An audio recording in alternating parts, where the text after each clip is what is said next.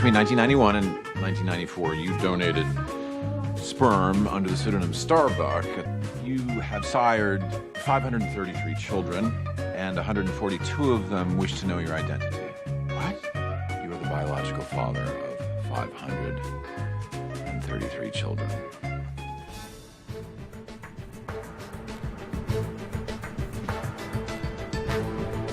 친생 부인의 소를 제기할 수 없게 되면 친자 관계를 부정할 수 없도록 하는 것이 타당한지 문제되는 것입니다.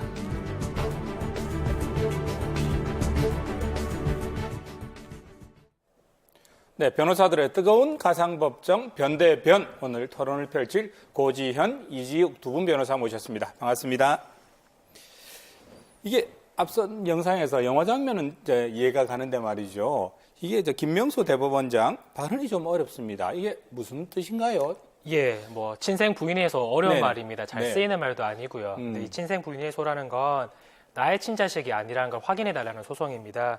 원칙적으로 혼인 중에 태어난 자녀는 당연히 남편 그리고 이제 부부의 자녀로 추정을 하는데 네, 그렇죠. 예외적으로 뭐 부가 행방불명이었다거나 생사불명이었다거나 네. 부재중이었다거나 별거중 또 인종이 확연히 다른 경우에는 친생의 추정이 부인이 됩니다. 이 사건의 경우 이제 남편은 친생 부인의 소를 제기할 수 있는 요건을 갖추지 못했음에도 불구하고 네. 소송을 제기해서 판단을 받고자 했던 거고요. 대법원에서 이러한 중요성이 있기 때문에 공개 변론까지 열었던 겁니다. 내 자식이 아니라는 걸 법원에서 인정해 주세요라고 이제 문제 제기를 아마 하는 한자 뜻을 그대로 풀이하자면 그런 뜻인 것 같은데 그 아버지가 이렇게 자기 자식을 부인하는 이유 참 뭐 때문인지 궁금해집니다. 대법원에서 공개 변론까지 열었다고 하는데요. 법정까지 간 핏줄의 조건 오늘 변대변에서 한번 다뤄보겠습니다. 고지현 변호사께서 아내 변호를 맡아주시고요. 이지욱 변호사께서 아내가 낳은 자식을 부인하는 남편 편에서 이야기를 해주시겠습니다. 뭐 어디까지나 방송을 위해서 임의로 이렇게 나눈 거니까요. 개인적인 의견과는 다를 수 있습니다. 요즘에 불임이나 난임 때문에 힘들어하는 부부들이 참 많습니다. 아마 이 사건도 그런 사연에서 시작된 게 아닐까 싶은데요. 어떤 내용인지 설명해 주시겠습니까? 네, 이 부부는 1985년도에 결혼을 했습니다. 네. 그런데 아이가 생기지 않아서 병원에를 갔더니 네. 남편이 무정자증이다 이런 진단을 받게 됩니다. 남편은 고민 끝에 네. 아내가 다른 남성의 정자로 인공수정을 하는데 동의를 했고 네. 1993년 첫 아이를 출산했습니다. 당연히 친자식으로 출생신고도 했고요. 네. 그리고 4년 뒤에 아내가 둘째 아이를 임신을 했는데요. 그때 남편은 내가 무정자증이 나았구나 이렇게 생각을 하고 또 자기의 친자식으로 출생신고를 하게 됩니다. 뭐 여기까지는 굉장히 아름다운 이야기인 것 같습니다. 네, 문제가 없어요, 그죠? 예, 네. 그런데 2013년도입니다. 이 부부가 이혼 소송을 하면서 새로운 사실이 드러났습니다. 네. 이 둘째 아이가 혼외 관계로 태어났다는 겁니다. 그거를 또 남편이 이제 이혼 소송 중에서 이제 알게 됐던 거고요. 네.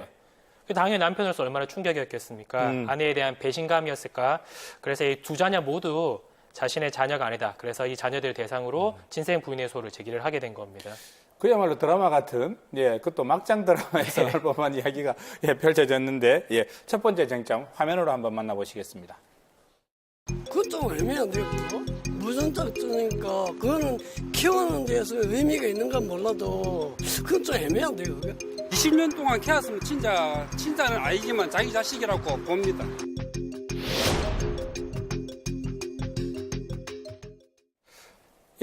아내가 바람 피워서 낳은 둘째 이야기는 빼고 인공수정해서 낳은 첫 번째 아이 이야기가 이제 쟁점입니다. 시민들 의견도 좀 이렇게 엇갈리시는 것 같아요. 남편이 인공수정에 동의했다. 이 부분이 아마 쟁점이 되는 것 같은데, 그죠? 네, 그렇죠. 당시 아이를 가질 수 없었던 원인이 결국에는 남편한테 있었던 거거든요. 네. 남편이 무정자증이 아니었다고 하면 인공수정 자체를 할 이유가 전혀 없었겠죠.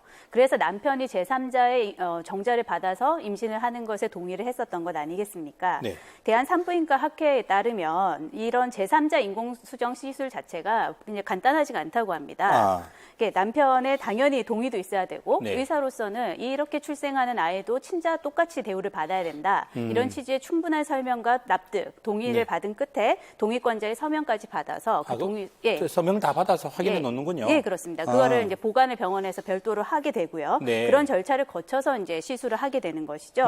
이런 게 절차를 다 거쳐서 이제 수정을 했고 자신의 아이로 키워왔는데 네. 이제 와서 내 아이가 아니다 이렇게 얘기를 하면 아내뿐만 아니라 아이로서도 황당할 수밖에 없는 얘기가 되겠죠. 이게 뭐 무작정 이기적인 주장이다라고 보기도 어려운 것이 네. 뭐 남편의 입장에서는 뭐 적극적으로 내가 이렇게 시술을 하자라고 권했던 것도 아니고 그래서 동의를 했던 것도 아니고 단지 이제 아내가 이런 인공 시술을 하겠다라고 하니까 그냥 묵인했을 뿐이라는 입장입니다. 아니죠. 왜냐하면 묵인을 했을 뿐이다 이렇게 말씀하시면 안 되는 게 이 네. 전체 절차에 비추어 봤을 때 남편의 적극적인 개입 없이는 이루어질 수가 없습니다. 앞서 말씀드린 것처럼 배우자가 있는 부부의 경우에는 제3자 인공시술 자체가 네. 굉장히 어려워요. 그 절차를 다 거쳐가지고 해놓고 이제 와서 나는 그냥 묵인만 했을 뿐이다 라고 얘기를 하는 것은 좀 납득하기 어렵지 않나 이렇게 보입니다. 이제 뭐 이거를 좀 나눠서 봐야 될 것 같은데 네. 아이를 낳기 위해서 또 가지기 위한 그런 의료 행위로서의 뭐 묵인 정도까지는 될 수 있겠지만 친생자 관계로서 내가 신부로서 부여되는 그런 법률상 책임까지 다 지겠다, 그 효력에까지 동의하겠다라고 보기지는 않았다는 겁니다. 그렇다면 이 경우에 아이의 아버지는 누구로 봐야 되겠습니까?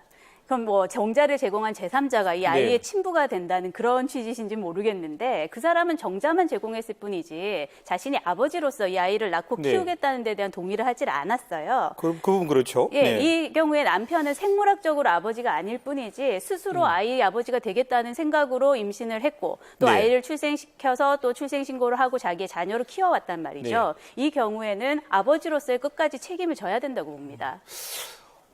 저 솔로몬의 지혜가 필요한 것 같습니다. 그분이 있으면 지금 불러서 한번 여쭤보고 싶기도 한데, 근데 문제가 이게 다가 아닙니다. 더 큰 문제가 남아 있습니다. 예, 변호사들의 뜨거운 공방 변대변 두 번째 주제로 넘어가 보겠습니다.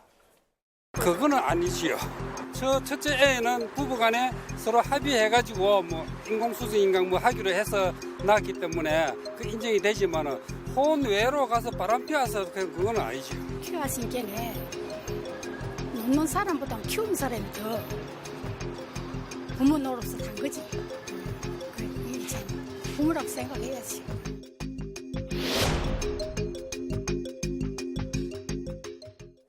그러니까 인공수정에서 낳은 첫째 아이 문제가 아니라 아내가 남편 몰래 바람 피워서 낳은 둘째 아이 문제입니다. 예, 둘째가 혼외관계로 태어났다는 걸 남편은 이혼 소송하는 도중에 알게 됐다. 이 말인가요? 예, 맞습니다. 네. 그 남편과 아내가 서로 이제 이혼 소송을 각자 제기를 했고요. 네.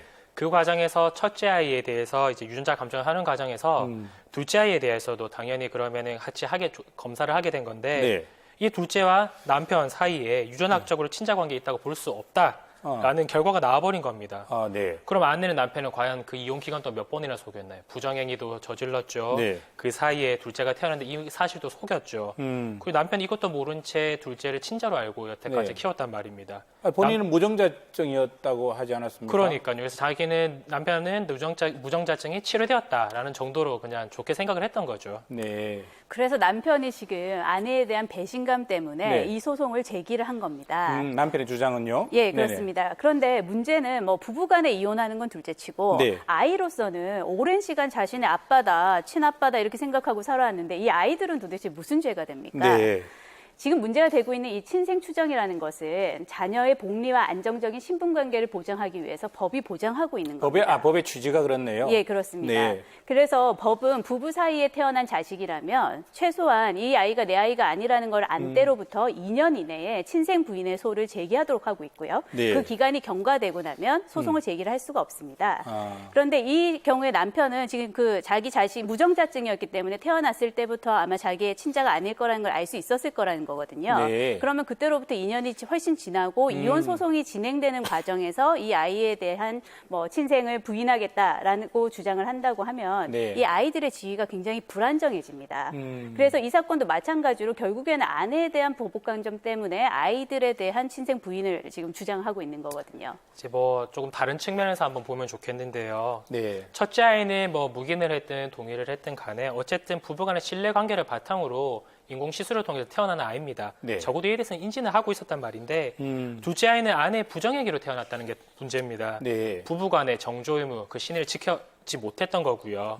그런데도 아내는 남편에게 이혼 소송을 하면서 둘째 아이에 대한 책임까지 묻고 있는 겁니다. 네.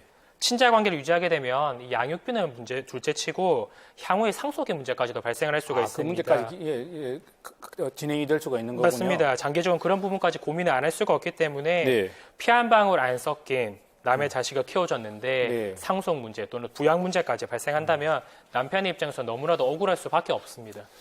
지금 참 뭐라 그래도 가장 충격을 받는 사람들은 아이들이 아닌가 싶습니다. 지금 우리 법원에서 재판이 2심까지 지금 진행이 됐다고 하지요. 1, 2심 재판부는 어떻게 변호사님 판단했습니까? 먼저 아까 잠시 말씀을 드렸지만 네. 2년 동안의 기간 내에 친생 부인의 소송을 제기를 하지 않을 경우에는 네. 2년이 경과하고 나면 친생자 관계 부존재 소송이라는 게 있습니다. 네. 그런데 추정을 받는 자녀의 경우에 이런 친생자 부존재 관계 확인 소송을 인정하는 건 대법원이 동거하지 않을 때 생긴 자녀의 경우에만 이 소송을 허가를 하고 있습니다. 이 말을 쉽게 풀어보면 결국에는 혼인 중에 임신한 자녀는 남편의 친생자로 추정을 하고 이 부부가 동거를 하지 않을 때 생긴 자녀의 경우에만 이 소송을 제기할 수 있는 예외를 인정한다라는 그런 뜻인데요. 이에 따라서 1심 재판부는 부부가 동거 상태일 때 뭐 외도를 했겠지만 어쨌든 동거 상태인 상태에서 태어난 아이에 대해서는 친생 추정이 미친다. 바람을 피웠다 하더라도. 그래서 이 사건에 대해서 각하 결정을 내렸었던 거고요. 자식으로 인정해라 이거다, 그죠? 예, 그렇습니다. 2심은요? 2심 재판부는 이제 첫째 아이 같은 경우에 인공수정은 당연히 친자이기 때문에 이 사건 소송은 기각인 거고, 둘째 아이 같은 경우에는 유전자적으로는 뭐 친생자가 아닐 수 있겠지만 그렇다 해도 사실상 아이를 내 자식처럼 키웠기 때문에 입양한 아이로 봐야 된다라고 하면서 기각 결정을 했습니다. 결국에는 이 법리들을 다 종합해서 보면 조금씩은 다르지만 이미 형성된 법률상의 어떤 친자 관계를 부인할 수는 없다라는 그런 대법원의 확고한 판례의 취지를 따랐다고 봐야 합니다. 결국 이 사건 1, 2심 거쳐서 대법까지 갔고 또 공개 변론을 신청했습니다.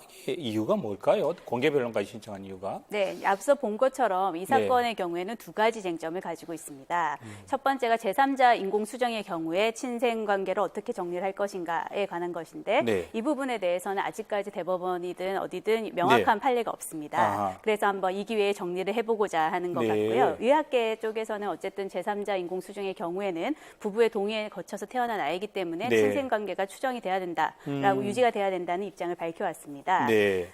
두 번째 쟁점은 결국에는 이제 친생 추정을 받는 혼외자의 경우에 어떻게 처리를 할 것인가에 관한 문제인데요. 이 경우에는 남편도 고통이겠지만 경우에 따라서는 아내 그리고 생부 또 아이에게까지도 엄청난 고통이 유지되는 상황이거든요.